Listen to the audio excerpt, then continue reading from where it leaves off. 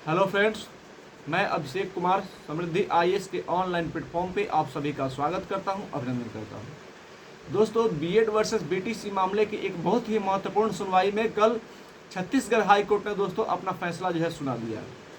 अब इस फैसले को लेकर के बहुत सारे अभ्यर्थी वो चिंतित है, निराश हैं। खास करके बीएड के वैसे कैंडिडेट जो कहीं ना कहीं जॉब कर रहे थे, कहीं ना कहीं उनकी 1 to 5 में प्राथमिक टीचर में जॉब हो गई थी, तो उनके दोस्तों उनके लिए कल की जो सुनवाई थी दोस्तों बहुत ही इंपॉर्टेंट थी।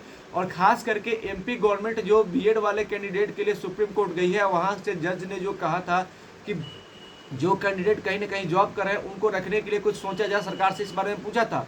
और उसकी अगली सुनवाई 1 अप्रैल को होने वाली थी, लेकिन 1 अप्रैल को सुनवाई हुई नहीं। लेकिन उस केस को देखते हुए उत्तराखंड हाईकोर्ट में जो केस था उसको लेकर के एक उम्मीद की किरण थी कि वहाँ से भी कुछ पॉजिटिव आएगा। लेकिन कल जब जज ने वहाँ पे फैसला सुनाया तो दोस्तों साफ उल्टा देखने को मिला। यानी कि जो फैसला आया वो डीएलएड कैंडिडेट के पक्ष में आया और बीएड कैंडिडेट के वो खिलाफ में आया है। तो दोस्तों उस फैसले में क्या क्या बात हुई, इस पर हम बात करेंगे। सबसे पहले अगर आप इस चैनल पर नए विजिट कर रहे हैं तो इस चैनल को सब्सक्राइब कीजिए, लाइक कीजिए, कमेंट कीजिए और ज़्यादा से ज़्यादा शेयर कीजिए कि जब भी कोई नया अपडेट आए तो सीधा से आपके पास वो पहुँच पाए। सबसे पहले मैं दोस्तों बता दूं कि उत्तराखंड छत्तीसगढ़ हाई कोर्ट की जो ये केस थी, ये केस था क्या। तो आप सभी को पता है कि जो बीएड वाले कैंडिडेट जो कहीं ना कहीं 1 to 5 में नौकरी कर रहे थे उत्तराखंड के अंतर्गत, उनकी काउंसलिंग हुई थी। तो काउंसलिंग समय उनको बाहर किया गया था। तो उसके बाद वे सुप्रीम कोर्ट गए थे और सुप्रीम कोर्ट से उन्होंने वहाँ से आदेश लेकर के आया कि उनकी काउंसलिंग में बैठने दिया जाए। काउंसलिंग में उनको बैठाया गया, लेकिन वहाँ पे कोर्ट ने कहा गया कि काउंसलिंग में सिर्फ बैठना है, लेकिन उनके मेरिट पे, उनकी एलिजिबिलिटी पे जो फैसला लेना है वो फैसला वो हाई कोर्ट ही लेगा। तो हाई कोर्ट ने कल अपना फैसला सुना दिया है और वो फैसला दोस्तों डीएलएड के जो कैंडिडेट है उनके पक्ष में आया है। और वहाँ पे क्लियर रूप से राज्य सरकार को ये इंस्ट्रक्शन दिया गया है कि 6 महीने के भीतर वो आप इस पूरी प्रक्रिया को फिर से पूरी कीजिए, भर्ती प्रक्रिया को। और जो डीएलएड वाले कैंडिडेट है उनको मेरिट में शामिल किया जाए और तब से फिर से इस बहाली को दोस्तों किया जाए। तो यहाँ से बीएड वाले जो कैंडिडेट है जो कहीं ना कहीं नौकरी कर रहे हैं उनके लिए दोस्तों ये निराशाजनक खबर है। और उनके लिए दोस्तों मतलब उनको ये डिसीजन है वो बिल्कुल बुरा लग रहा होगा। लेकिन मैं उनको बता दूं कि दोस्तों अब इसमें क्या ही करना है, कोर्ट का डिसीजन आया तो मानना होगा।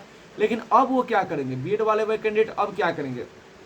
तो दोस्तों आपके पास एक रास्ता है कि आप इस फैसले को वो आगे चुनौती दे सकते हैं। आप कोर्ट के सामने फिर से जाइए और आप कहने व कोर्ट के सामने अपना पक्ष रखेंगे कि हम इतने दिन से नौकरी कर रहे हैं, काउंसलिंग कराया गया, नौकरी दिया गया और अब हमें निकाला जा रहा है, तो अब हम कहाँ जाएंगे।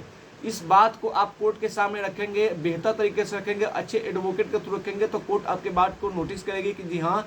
और आप हवाला देंगे एमपी वाले केस का कि वहाँ पे जैसे जज ने कहा है कि इनको रखा जाए, इनके रखने के लिए क्या किया जाए, तो वैसे ही हमें कुछ बताया जाए कि हमें कोई अलग से कोर्स करा दिया जाए या फिर कुछ किया जाए कि हम कुछ नौकरी में रहें। क्योंकि अगर हमें इस वक्त नौकरी से निकाला जाता है तो हम कहाँ जाएंगे। बहुत सारे ऐसे भी साथी हैं जिनका एज वो अंतिम पड़ाव में होगा नौकरी को लेकर के, तो अब वे कहाँ जाएंगे। अगर यहाँ से उनको निकाला जाता है तो फिर उनके लिए काफ़ी ज़्यादा कठिनाई होगी आगे जीवन में।